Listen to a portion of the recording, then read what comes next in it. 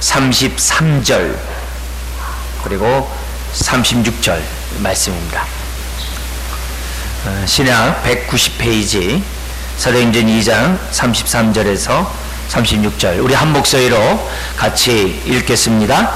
하나님이 오른손으로 예수를 높이심에 그가 약속하신 성령을 아버지께 받아서 너희가 보고 듣는 이것을 부어 주셨느니라. 다윗은 하늘에 올라가지 못하였으나 친히 말하여 이르되 주께서 내 주에게 말씀하시기를 내가 네 원수로 네 발등상이 되게 하기까지 너는 내 우편에 앉아 있으라 하셨도다 하였으니 그런즉 이스라엘 온 집은 확실히 알지니 너희가 십자가에 못 박은 이 예수를 하나님이 주와 그리스도가 되게 하셨느니라 하니라. 아멘. 중요한 얘기가 나오죠. 이 성령님이 어떻게 오셨느냐. 33절에 하나님이 이렇게 돼 있어요. 주어가 하나님이죠. 모든 것을 주관하시는 분이 하나님이에요. 하나님이 오른손으로 예수를 높이심에, 그래서 부활 승천 하나님 보좌 우편에 앉히심에, 그게 오른손을 높이셨다는 거죠. 높이심에 그가 약속하신 성령을 예수님이 몇 날이 안 돼요. 이제 성령이 임할 것이다. 오순절날 성령이 임할 것이다. 이렇게 약속하셨지 않았습니까? 그 약속하신 성령을 아버지께 받아서, 성령님을 아버지께 받아서 너희가 보고 듣는 이것을 어떻게 하셨다고요? 부어주셨다. 이게 오순절이에요. 그러니까 오순절은 아버지께로부터 성령을 받아서 지금부터요, 교회에게 부어주셨다. 이 얘기가 지금 이제 33절이고 오순절 사건인데요. 여기서 이제 우리 중요한 것은 뭐냐? 우리가 지금 네 번째 우리 성령님과 친밀하기 하면서 오순절 성령이 오신 목적을 우리가 지금 이제 보려고 하는데요. 성령님이 이 땅에 오신 목적을 보는데요. 우리가 이 목적을 보면서 우리가 첫 번째 한번 보겠습니다. 우리 제목 한번 읽겠습니다. 예수님이 하나님의 아들이시며 세상의 구세주이심을 증명한다 그랬어요. 우리 그 안에 또 세 가지 내용도 같이 한번 읽겠습니다. 첫 번째, 구속의 사건은 예수님의 이 땅에 오심과 십자가의 죽으심과 부활하심으로 끝나지 않습니다. 두 번째, 승천하시고 성령을 보내시는 그 사건까지를 하나의 구속 사건으로 봐야 합니다. 세 번째, 왜냐하면 성령님이 오시지 않으면 그 누구도 예수를 영접할 수 없기 때문입니다. 자, 여기서 여러분들이 관심 가져야 될 것이 두 번째, 구속의 사건, 하나의 구속의 사건으로 성령 강림을 봐야 한다는 거예요. 우리는 구속 그러면 예수님이 죽으시고 부활한 사건, 넓게 얘기하면은 하나님이 세상을 이처럼 사랑하사 독생자를 주셨으니 하나님으로부터 예수 그리스도가 이 땅에 오시고 또 그분이 하나님의 뜻에 따라서 십자가에 죽으신 것으로만 구속 사건을 볼 수 있는데, 그게 아니라 하나 더 나가야 된다는 거예요. 어디까지요? 성령님이 이 땅에 오신 사건까지가 무슨 사건이라고요? 구속의 사건이에요. 그러니까 오순절 성령 강림이 오지 않으면 구속의 사건, 하나님의 뜻, 하나님이 세상을 이처럼 사랑하신 그 하나님의 뜻, 우리를 구원하시고자 했던 하나님의 그 뜻이 이루어질 수가 없어요. 왜요? 성령님이 오셔야지만 죄에 대하여, 의에 대하여, 세상의 심판에 대해서 증언할 수 있거든요. 성령님이 오셔야지만이 저와 여러분들이 회개하고 믿음을 알 수 있어요. 그래서 성령님이 오순절 강림날 강림하시는 사건이 봐요, 예수님이 이 땅에 오신 것처럼 성령님이 이 땅에 오신 것이 하나님의 구원의 사건이에요. 그걸 신앙생활에서 잊으시면 안 돼요. 그래서 구속죄의 사건이라는 것을 잊어서는 안 되는데, 여기에서 중요한 것이 뭐냐? 첫 번째 제목이 있는 거죠. 성령님이 이 땅에 오시려면 반드시 뭐가 있어야 되느냐? 우리 33절에 읽었던 것처럼 하나님이 예수님을 어떻게 돼요? 오른손으로 높이심에, 이게 있어야 돼요. 오른손으로 높이심에, 이 낮고 낮은 이 땅에 오시고 더 죽기까지 낮아지신 하나님과 동등됨을 취할 것으로 여기지 아니하시고 오히려 종의 몸의 형체를 지고 이 땅에 육신을 입고 오셔서 하나님의 뜻을 이루셨잖아요. 그분에게 대해서 우리 하나님의 계획이 뭐예요? 하늘에 있는 것이나 땅에 있는 것이나 땅 아래에 있는 것 모두가 예수님 앞에 무릎 꿇고 예수를 뭐라고 고백해요? 주라고 고백하는 그런 영광, 그 높임받음, 그것이 뭐냐면 반드시 있어야지만 성령님이 이 땅에 오신다는 거예요. 그렇다면 첫 번째로 성령님이 왜 오셨느냐? 예수님이 하나님의 아들 세상의 구세주이심을 증명하기 위해서 오셨다는 이 말이 되는 거예요. 그래서 예수님이 높임받지 않으면 구원의 역사가 이루어지지 않아요. 네, 어려잖아요. 주님의 십자가 부활이 우리의 죄와 우리의 의를 위함이잖아요. 그리고 주님이 보좌 우편에 앉음은 장차 우리로 하여금 어떻게 돼요? 동일하게 그 높은 보좌에 함께 앉게 하고자 하는 하나님의 뜻이 있는 거잖아요. 그러니까 그 뜻을 예수님이 이루셨는데 그것을 어떻게 돼요? 증언하시는 분이 성령님이에요. 그래서 여기서 중요한 것이 이제 그 다음에 이제 34절 이하의 말씀이에요. 그래서 다윗이 시편 110편에 하늘에 올라가지 않았지만 성령의 감동이 되어 가지고서 예언을 합니다. 뭐라고 예언하냐면 주께서 내 주에게 말씀하시기를 이렇게 얘기를 해요. 그래서 첫 번째 주는 성부 하나님, 두 번째 주는 예수님, 이게 지금 자신의 후손으로 올 메시아 예수님에 대하여 뭐라고 해요? 내 주여 그랬어요. 성부 하나님께만이 아니라 성자 예수님에게도 내 주에게 말씀하시기를 하면서 다윗이 시편 110편에 1절에 얘기를 해요. 그래서 뭐라고 그러냐면 내가 성부 하나님이 예수 그리스도 여기 내 원수로 예수 그리스도의 원수로 예수님의 발등상 발에 이렇게 옥자에 앉을 때 그 밑에 발판 있지 않습니까? 이게 발등상이거든요. 내 원수로 원수 사탄 마귀로 내 발등상이 되기까지. 이건 언제 하겠어요? 주님이 재림함으로써 이 모든 게 끝나겠죠. 그죠? 발등상이 되게 하기까지 너는 내 우편에 앉아 있으라 하셨도다. 우편에 앉은 게 뭐예요? 영광의 보좌에 앉음, 높임 받음이잖아요. 요한복음이 이 마가복음, 마태, 누가복음과 달리 십자가에 대해서 굉장히 놀라운 표현을 써요. 마태, 마가, 누가 같은 경우에는 예수님의 십자가의 죽음을 낮아짐, 영광 가운데 죽음, 이런 표현으로 써요. 근데 요한복음은요, 십자가에 달리신 그 사건을 높이 들리심, 이런 단어를 썼어요. 십자가에 달리신 그것을, 그렇죠, 골고다 언덕에 달리셨으니까 들리심이죠. 이제 그 표현을 그냥 문자 그대로 높이 이렇게 십자가에 달리심 이렇게 쓴 게 아니라 정말 높임 받으심으로 기록을 하고 있어요. 그러면서 그 주님이 높이 달리신 그분이 저와 여러분들 어떻게 돼요? 끌어당긴대요. 자석이 못을 끌어당기듯이 하나님이 약속하신 하나님의 백성들을 구원을 베푼다 이 말이에요. 그 끌어당긴다 이게 하나님의 백성들을 모은다는 거예요. 그래서 주님이 우리를 모으기 위해서 뭐예요? 십자가 위에 높이 달리신 거예요. 들리신 거예요. 땅에서 들리신 거예요. 들림으로 이제 저와 여러분들이 자석같이 붙겠죠. 그런 표현을 썼어요. 그래서 십자가를 영광 받으심, 이런 표현으로 요한복음은 우리들의 기록을 해요. 자, 그러면서 무슨 얘기하냐면 36절 같이 읽겠습니다. 그런즉 이스라엘 온 집은 확실히 알지니 너희가 십자가에 못 박은 이 예수를 하나님 뭐가 되게 했다? 주와 그리스도가 되게 했다. 뭐가 되게 하셨다고요? 다시 한번 뭐가 되게 하셨다고요? 주와 그리스도가 되게 하셨다. 주는 뭐예요? 만왕의 왕, 만주의 주. 네, 하늘과 땅에 또 땅 아래에 있는 모든, 심지어 어떻게 돼요? 원수 사탄 마귀도 어떻게 돼요? 복종하는 거죠. 그래서 예수의 이름으로 귀신이 나가라 그러면 귀신 나가는 거죠. 네, 그래서 주가 되셨어요. 주가 되셨어요. 주뿐만이 아니라 그분이 그리스도, 메시아, 구세주가 되셨다. 구원자가 되셨다. 그래서 우리가 예수님을 믿을 때 반드시 두 가지 고백해야 된다 그랬죠? 예수님은 나의 구세주입니다 라고만 하면 안 돼요. 네, 그건 종교인도 할 수 있어요.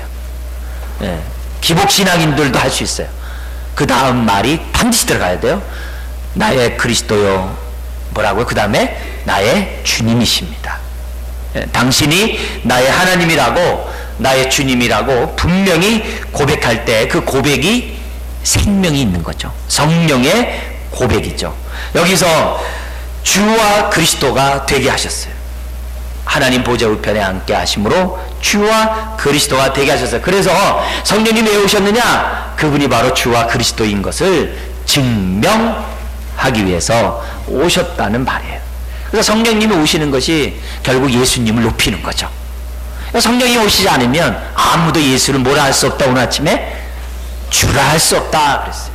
그래서 성령님 계속 주를 높이는 거예요. 그래서 은사 받은 저와 여러분들은 어떻게 돼요? 계속 주님만 높이면 돼요.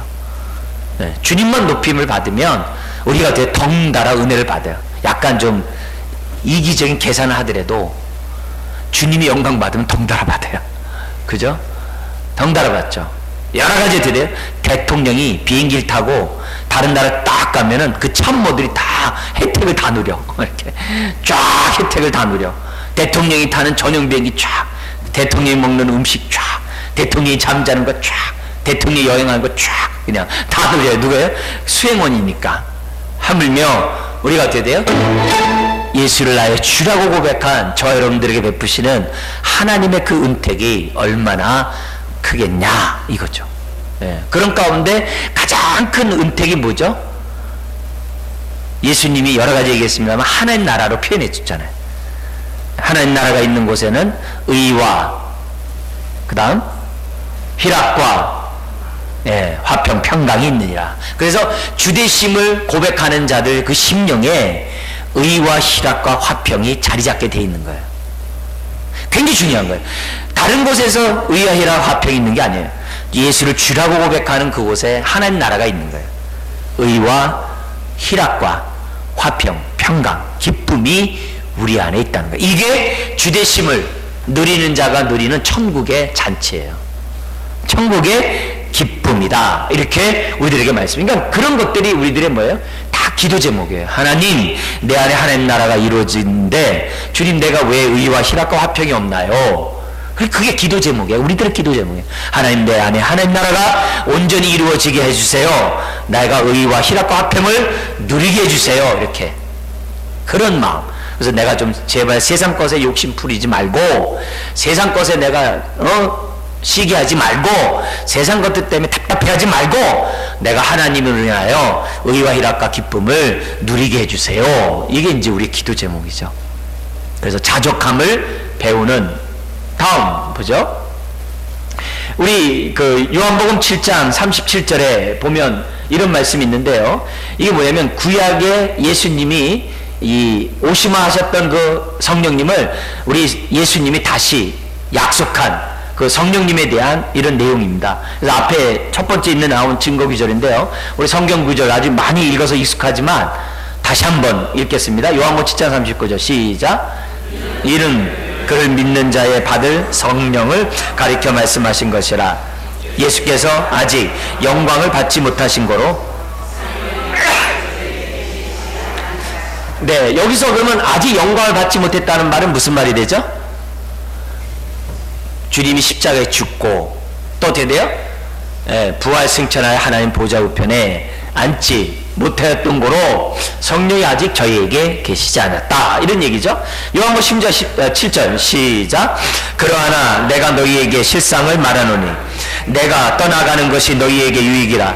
내가 떠나가지 아니하면 보혜사가 너희에게로 오시지 아니할 것이요 가면 내가 그를 너희에게 보내리라. 자, 성령님 오시면은 곧 예수 그리스도의 주되심만이 증거되고 하나님께 영광만이고 우리에게 아무런 유익이 없느냐? 그게 아니라는 거예요. 너에게 어떻게 돼요? 유익이 있다는 거죠. 왜요? 그분이 나와 함께 하니까. 그것보다 소중한 게 없죠. 우리 정말 어려운 일 겪을 때 든든한 보디가드가 있으면 마음이 편안 있잖아요. 그런 것처럼 이 성령님이 우리 가운데 함께 한다는 거죠. 우리가 신앙생활하면서 우리가 내 감정, 내 기분, 내 느낌으로 신앙생활은 안 된다고 그랬어요. 대표적인 게 뭐죠? 주님은 부활했는데 막달라 마리아를 비롯한 여인네들은 장사 지낸 우리 주님에게 기름을 바르고 누가 우리를 위하여 돌문을 열어주고 고민했어요. 근심하고 갔더라 그랬어요. 근데 이미 예수님은 어떻게 돼요? 이미 무덤문 열고 계셨는데 여인네들은 어떻게 돼요? 밤새 3일 내내 고민하다가 당일날도 어떻게 돼요? 아, 누가 우리를 위하여 무덤문을 열어주고. 여러분, 신앙은 약속의 말씀에 따라 신앙생활하는 것이지 내 기분, 감정, 느낌대로 하면 안 돼요. 우리는 철저하게 약속의 말씀 믿고 해야 돼요. 제가 아는 그 먼저 본 교회 집사님 한 분이 공군 비행사였는데 그분이 무슨 얘기하냐면은 구름 한 점 없는 그런 날 비행을 할 때가 있대요. 근데 이 비행기가 공중에서 몇 바퀴 돌면요, 바다가 하늘인지 하늘이 바다인지 모를 때가 있답니다. 이게 비행기 쫙 갈 땐 그렇대요. 그때 그 조종사들이 자신의 눈을 보고 운전하지 말고 계기판을 보고 판단하라는 거예요. 계기판을 딱 보고, 지금 뭐냐면 이게 바다다 하늘이다 딱 계기판이 딱 보여주는데 그걸 보고 움직여서 자기 눈 보고 아니야 이게 하늘이야 그랬다면 그냥 바다로 빠져가 버린다는 거예요. 그런 얘기를 하더라고요. 그래서 제가 볼 때 아 그렇구나. 우리 앞이 분별력이 없을 때 내가 느낌으로 이것이 맞다라고 생각하는 그때에도 우리는 그 순간에 돼요. 돌다리 한번 두들겨 봐야 돼요. 이게 하나님의 말씀에 따라 내가 사는 것인지 아닌 것을 봐야 한다는 것을 우리에게 보여줍니다. 그래서 항상 우리들이 성령님이 우리와 함께 한다 그랬잖아요. 그죠? 항상 너를 떠나지 아니한다 그러면은 이걸 약속대로 믿어야 돼요. 아, 나 못 느끼는데요. 아, 나 아직 느낌이 없는데요. 나 감정 그렇게 하지 말고 하나님 우리 주님이 약속했으면 아멘 하면 되는 거예요. 아멘. 네. 제가 우스개 얘기지만 굉장히 아주 좀 진한 얘기이기도 하는데요. 또 제가 한두 번 얘기도 했어요. 이렇게 사석에서 좀 얘기도 한두 번 했는데 어떤 일이 있었냐면은 그 옛날에 이 중고등부 아이들이랑 수련회 갔는데 그 어둠의 영이 이제 한 아이한테 이렇게 드러난 겁니다. 이제 드러났는데 이제 막 난리치니까 어린 이제 젊은 이 청소년 애들이 무서워서 난리가 치겠죠. 왜 막 난리치니까 무섭겠죠. 그러면서 내가 누구에게 들어가겠다라고 이름을 지명하니까 걔가 아주 거의 까무러치는 거예요. 그래서 이제 걔를 이제 붙잡아 놓고 이제 제가 이제 얘기를 했죠. 너 하나님 믿냐? 네. 그러죠. 예수님 믿냐? 네. 그러죠. 너 하나님 아버지라고 고백하냐? 네. 예수님을 너의 주라고 고백하냐? 네. 이래요. 그래서 정말 그러냐? 그러니까 자기 이러면서 이제 정말 그래요. 그러니까 이제 이 귀신이 뭐냐면 얘한테 들어간 걸 포기하고 누구한테 가겠다고 얘기를 하는 거예요. 그 상황을 딱 봤던 애들이 뭐냐면 나 예수 믿어 이렇게 얘기를 하니까 이 귀신이 갈 데가 없는 거죠. 그냥 나가는 거죠. 그냥 그걸 보면서 뭘 느꼈냐면 그때 그 아이들이 그 딱 느끼는 느낌이 뭐냐면 자기 안에 주님이 안 계신 것 같았는데 그 사건을 통해서 무슨 생각이에요? 귀신한테 못 들어오는 거죠.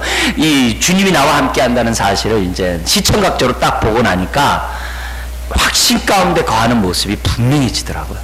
근데 그런 체험이 없다 하더라도 약속의 말씀이 오늘 내가 너와 함께 하겠다 딱 그러면요 이거 아멘 해야 되는 거예요. 구름기둥 불기둥이 내가 느끼지 않는다 할지라도 함께 하시면 아멘 한 거예요. 낮에 해가 상치 못한다. 그럼 아멘 하면 돼요. 불안하고 떨고 두려워갖고 막 그러는 게 아니라 그러면 안 돼요. 임종할 때 어떡하지 나 혼자 죽으면 누가 나 장사 치러주고 그럴 필요 없어요. 예수 안에서 죽는 자가 복되다 그러면 아멘 하면 되는 거예요. 알아서 뒤에서 다 처리해주고 그렇게 우리들이 신앙생활 한다는 거죠. 그래서 예수님이 약속하신 대로 성령이 오셨다. 다음 한번 보죠. 두 번째, 성령님이 이 땅에 오신 그 목적이 뭐냐 했는데요. 제목 한번 읽어볼까요? 그리스도의 몸인 교회를 설립하게 세우기 위해서 오셨다. 자, 우리 한번 첫 번째 읽겠습니다. 예수님은 자신의 백성들을 위한 구원의 사역을 완성하심으로 교회의 머리가 되셨습니다. 두 번째, 교회는 그리스도의 몸입니다. 세 번째, 그런데 이 모든 것은 오순절 성령님이 감림하심으로 이루어졌습니다. 자, 고린도전서 12장 13절 너무 중요한 얘기인데요. 같이 한번 읽겠습니다. 우리가 유대인이나 헬라인이나 종이나 자유자나 다 한 성령으로 세례를 받아 한 몸이 되었고 또한 다 한 성령을 마시게 하셨느니라. 너무나도 귀중한 요절입니다. 우리 지금 이제 수련회에서 우리가 집회한 다음에 이거 안 외우면 밥 안 주는 귀절이에요. 꼭 외워야 되는 그런 귀절입니다. 그래서 여기서 보면은 성령이 왜 오셨느냐? 그 성령이 오신 그 이유는 다른 게 아니라 그리스도의 몸을 세우기 위해서. 우리 하나님이 창조의 꽃으로 뭘 만드셨다 그랬죠? 가정을, 그죠? 창조의 꽃으로 가정을 만들었어요. 구원의 구속의 꽃으로 뭘 만들었어요? 교회를 만들었어요. 그래서 성령님이 오심으로 이 땅에 교회가 이루어지는데 어떤 교회냐? 구약의 이스라엘 백성 유대인만의 그런 회당이 아니라 회중이 아니라 그런 교회가 아니라 여기 나온 것처럼 유대인이나 헬라인이나 종이나 자유자나 다 어떻게 돼요? 남자나 여자나 다 하나가 되는 한 몸을 이루는 교회를 성령님이 세우셨다. 그러니까 성령님이 없으면 뭐가 없어요? 교회가 없는 거죠. 그러면 오늘 우리 수소문교가 있으니까 뭐가 있는 거예요? 아, 성령님이 계셨구나, 이렇게 되는 거예요. 그러니까 여기에 성령님이 계시도다 이렇게 얘기하면 어떻게 돼요? 죄가 미쳤나? 그렇게 하면 안 되고 어떻게 돼요? 야, 신령하다 이렇게 하셔야 돼요. 예. 고린도 교회가 어떤 교회라고 그랬죠? 아주 엉망진창인 교회죠. 서로 다투고 싸우고 막 그래요. 근데 고린도전서 1장 2절에 보면 하나님의 교회라 그랬어요. 고린도후서에서도 하나님의 교회라 그랬어요. 그러니까 왜요? 성령님이 함께 하시기 때문에. 우리 난장판인 저와 여러분들이 있다고 교회가 아닌 게 아니에요. 성령님이 함께 계신 곳이 교회예요. 아무리 젠틀하고 아무리 온유하고 아무리 예뻐도요, 성령님이 함께 하지 않으면 교회가 아니에요. 예, 교회가 아니에요. 예전에 저 안식년 갔을 때 그 캐나다에서 거기서 목회했던 동역자가 있었어요. 목사님이 계셨어요. 근데 그분이 자기가 여기 처음 부임해가지고 충격받았대잖아요. 목사님 오셨으니까 우리 한번 밥 먹자고. 그들이 바에 가가지고 맥주 한 잔씩 딱 돌리고서 목사님 나중에 도착했더니 위하여 뭐 이러더래요. 그래서 성가 대장석도 시작해가지고 많은 성도들이 그냥 쫙 모였는데 위하여 이러고 있는 거래요. 그래서 자기가 충격받아가지고 도대체 이게 뭔가 그랬다는 거예요. 그러면서 그러니까 이 친구는 이해가 안 되는 거죠. 이제 그래가지고 거기서 그 교회 단체가 그냥 그 성가대를 중심으로 이렇게 하고 있으니 중직자들이 충격을 먹은 거죠. 이제 충격을 먹어가지고 이제 그런 교회에서 아주 정말 동분서주하고 정말 수고하고 열심히 이렇게 목회하다가 이제 저가 했는데 어쨌든 그 양반이 그때 너무 좋아해. 그런 곳에 성령님이 하시는가, 함께 하시는가. 그 친구가 그 목사님 하는 얘기가 자기는 주님을 도저히 볼 수가 없더라는 거예요. 네. 반면에 옛날에 우리 초창기에 청년부 집회에 왔던 우리 저희 대구에서 목회하는 친구가 있어요. 굉장히 엘리트고 말 맞다나 이제 뭐 서울대 나오고 뭐 진짜 빵빵한 그런 친구가 있어요. 근데 그 친구가 이제 그 당시에 가장 우리나라 대학부에서 제일 잘한다는 내시동교회 대학부였던 친구인데 대학원에 와서 이제 군대를 이제 대학원 와서 이제 군복무를 이제 하게 됐는데 대학원 끝나고 군복무를 하는데 군복무를 어디서 했냐면은 방이라서 그 자기네 동네 하면서 이 난지도에 가서 이 친구가 뭐냐면 내시동교회 그 아주 엘리트 그 당시 최고였거든요. 뭐 지금 뭐 사나이 교회 이런 대학교보다도 훨씬 더 저했던 그런 교회였던 시절이 있었어요. 그러면은 흔히 말하는 대로 어떻게 돼요? 아, 좋은데 아주 그런데 가서 이제 당연히 대학부를 맡아서 충분히 하죠. 근데 어디는 난지도를 간 거예요. 왜 난지도에 갔냐 그러니까 자기가 대학부 때 여름 사역 이렇게 갔을 때마다 우리 단기 선교 가듯이 가서 이제 거기 성경학교도 하고 막 도와줬다는 거예요. 매년 가서 도와줬는데 그 교회에서 도와줬는데 자기가 이제 딱 이제 신대원도 졸업하고 여러모로 보니까 그렇게 가서는 안 되겠다 해가지고 그 친구가 거기서 이제 본격적으로 사역을 한 거예요. 목회 사역을 한 거예요. 근데 거기 보면 어떻게 돼요? 난지도는 거기 사는 농마주의 해가지고 판잣집에서 그 당시에 지금 다 철거됐지만 옛날에는 그거 하던 시절이거든요. 어떤 분위기인지 알잖아요. 근데 주님이 계시다 그러다가 주님이 계시다, 그죠? 그러니까 그런 데서 주님이 보인다 그러면 어떻게 돼요? 거기서 목회하면서 굉장히 의와 희락과 화평이 있겠죠, 그죠? 그럼 아무리 카나다 같이 그 좋은 환경에서 그 좋은 교회 다 우리나라의 다 이 스카이 출신들이 거기 아주 굉장한 그런 사람들이 있는 교회인데 거기서 뭐 그렇게 한다 하더라도 주님 없죠. 그런 걸 우리가 생각해 보면 오늘 우리가 정말 이 성령님이 이 땅에 오신 것을 생각하는 목적을 하면서 우리 뭘 봐야 되느냐? 정말 그리스도의 몸이 성령님을 통해 세워졌다는 이 진리 앞에 우리가 아멘 해야 돼요. 그래서 우리가 교회를 볼 때 안목에 성도만 보이면 안 돼요. 우리와 함께 하시는 성령님이 보여야 신령한 자인 줄 믿습니다. 그게 보여야 우리가 영적으로 영안이 띄워졌다 그러는 거예요. 네. 띄워져야 돼요. 그러니까 그런 부분에서 성령님이 오신 목적이 다른 게 아니라 교회를 세우기 왔다. 그러면서 감사한 게 뭐예요? 우리가 유대인이나 헬라인이나 종이나 자유자나 그 다음날 중요하잖아요. 다 모두 다 한 사람도 예외 없이 한 성령으로 세례를 받아. 이 고린도 교회 같이 막 엉망진창이고 망나니 그런 교회인데도 다 한 성령으로 세례를 받아. 세례는 연합이에요. 세례를 받아 한 몸이 되었고 서로 이제 그리스도의 몸이 되었고 또 한 성령을 마시게 됐어요. 성령을 마셨으니까 어떻게 돼요? 내 배에서부터 이제 막 생수가 솟아나는 거죠. 그래서 이 주제가 되는 거죠. 뭐가 되는 거예요? 주여, 이게 뭐죠? 우리를 시원케 하소서. 그래서 성령님이 생수가 돼서 영혼이 시원케 되는 그런 역사예요. 여러분 성령을 계속 마시기를 주의 이름 축원드립니다. 그래서 우리가 에어컨으로 60만 시원하지 말고, 그럼 너무 시원하면 저같이 이렇게 허리가 돌아가요.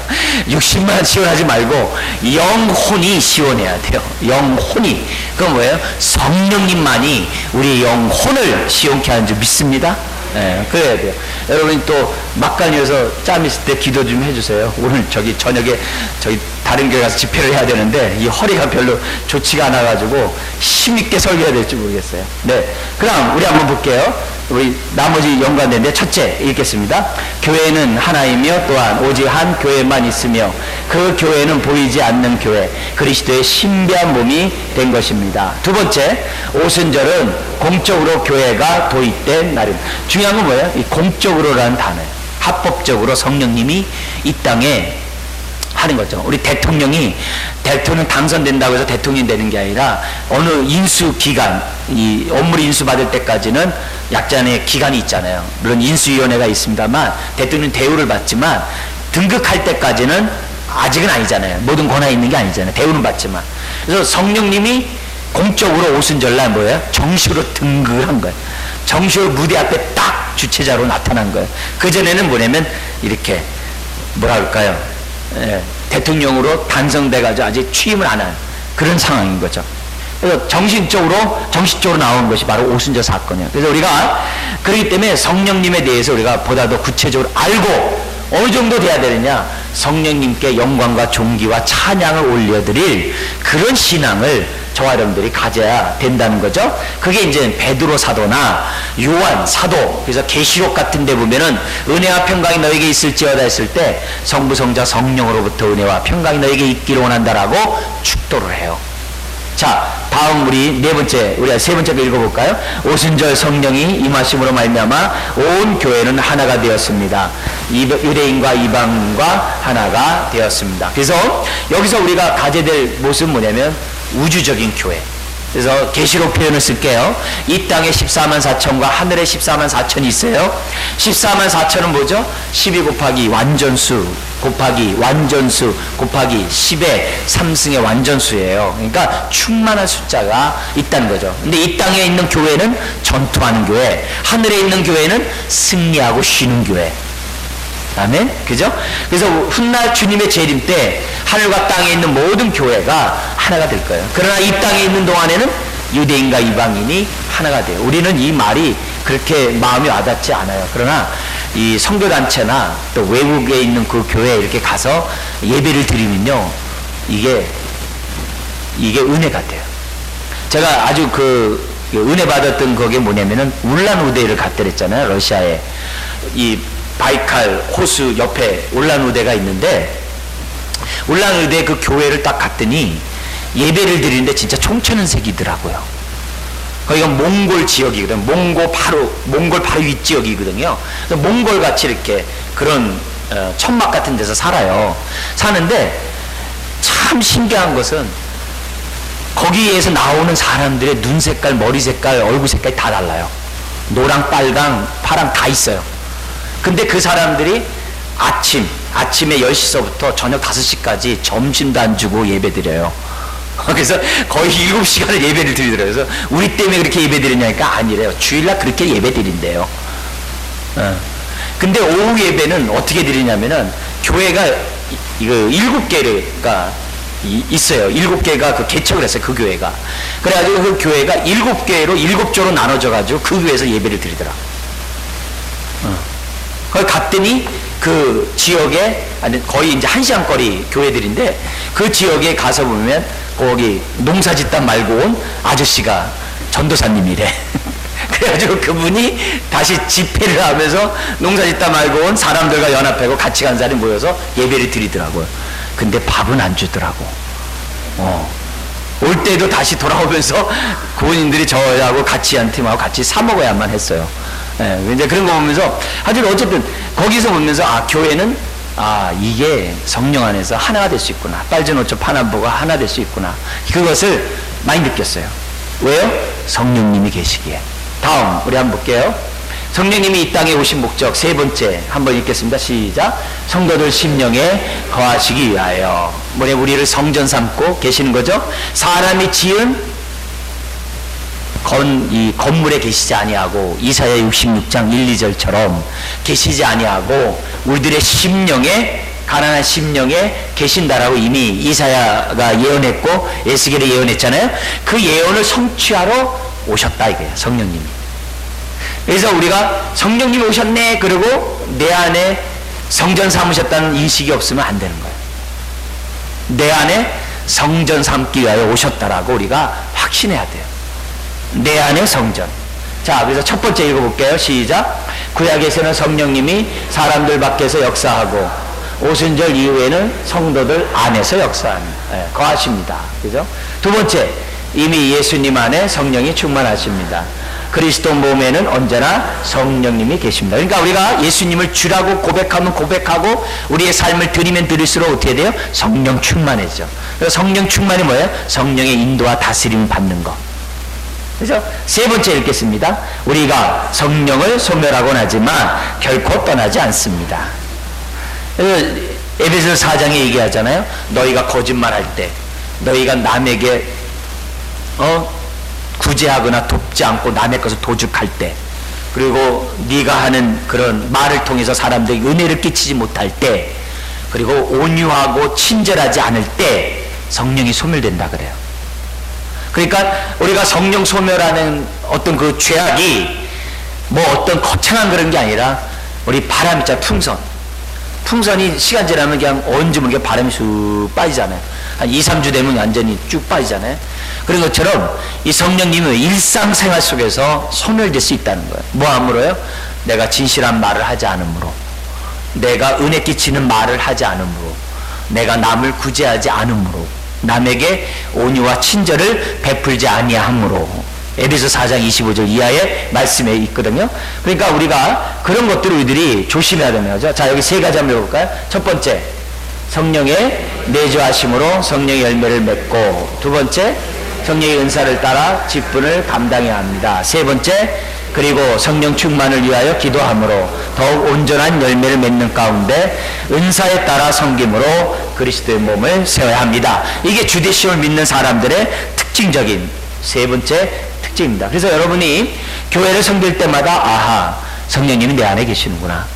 내가 하여튼 예수를 주라고 고백할 때마다 내 안에 계시기에 말하는구나. 하나님은 아버지라 할 때마다 내 안에 계시는구나. 뭐든지 하여튼 여러분 신앙을 생각할 때마다 내 안에 계시구나. 다음 마지막 우리 볼까요? 네 번째, 성령님의 역사. 왜 오셨느냐? 권능 있는 증인이 되도록 하기 위해서. 사도행전 1장 8절 말씀 읽겠습니다. 시작. 오직 성령이 너희에게 임하시면 너희가 권능을 받고 예루살렘과 온 유대와 사마리아와 땅끝까지 이르러 내 증인이 되리라 하시라. 그러니까 성령이 임하면 권능을 받고, 예루살렘은 어디예요? 내가 사는 어떻게 돼요? 가정, 동네, 예루살렘이죠. 유다는 어디예요? 강남구와 내 일터. 사마리아는 어떻게 해야 돼요? 만나고 싶지 않은 사람과 가고 싶지 않은 곳, 아니면 아직 미쳐가지 않는 그곳. 땅끝은 어디예요? 땅끝은 어디예요? 단순히 열방도 되지만 우리 수소 지하철역이 뭐라 그래요? 우린 땅 밑이요 그러더라고요. 땅끝보다 더 먼 곳이 땅 밑이래. 그래서 우리 지하에 사는 사람이래. 그러니까 우리가 볼 때 성령님이 임하면 어떻게 돼요? 내 가정, 내 동네, 내 일터, 그리고 내가 아직 가보지 않은 그곳에 증인이 되게 해 주시겠다라고 말씀하고 있어요. 그래서 우리가 복음을 전할 때마다 저 사람이 예수 믿었나 안 믿었나 생각이 할 때마다 감사해야 될 것은 성령님이 내 안에서 증인의 역할을 하라고 하는구나, 이렇게 생각하면 되죠. 그죠? 얼마나 감사해요. 여러분 전도한 다음에 여러분 감사해 보셨어요? 그죠? 내가 예수 믿으세요라고 말할 때 정말 성령님이 나와 함께 한 거라고 하면서 감사해 보셨어요? 앞으로는 꼭 하시기 바랍니다. 예, 하셔야 돼요. 자, 그 밑에 읽겠습니다. 오순절 성령 강림은 성령님이 구속 사역의 주도자로서 본격적으로 역사하시겠다는 등극식입니다. 그러니까 우리가 오순절 성령 강림절을 갖다가 성도에게 사실 치러야죠. 우리가 이 크리스마스 성탄절만이 아니라, 우리가 고난주간 부활절만이 아니라 우리가 이 성령 강림절도 해야 돼요. 그런 사람이 초막절 때 할렐루야 하면서 잔치 치를 수 있어요. 초막절이 정말 은혜되려면 이 오순절 날을 잘 보내야 돼요. 유월절만 가지고 안 돼요. 이것을 다 보내죠. 마지막 우리 뒤에 보고 우리 마치겠는데요. 나가는 말, 우리 예수님 영접한 모든 사람에게는 성령님이 그 안에 영원토록 거하십니다. 자, 첫 번째 시작. 그러므로 우리는 내주하시는 성령님과 친밀해야 되고, 두 번째 성령님의 인도하신 가운데 살아야 하고, 그죠? 세 번째, 성령님은 지금도 계속해서 그리스도의 몸을 세우고 계십니다. 그러니까 내가 동조, 연합, 헌신해야죠. 요한복음 15장에 보면 포도나무와 가지 비유가 나오죠. 내 말이 너희 안에 거하면, 내가 너희 안에 거하면 무엇인지 구하라. 네, 그런 얘기 나오죠. 근데 거기서 보면 뭐냐면 너가 내 안에, 그리고 내가 너희 안에 있으면 무엇인지 구하라는 말씀도 또 연결되죠.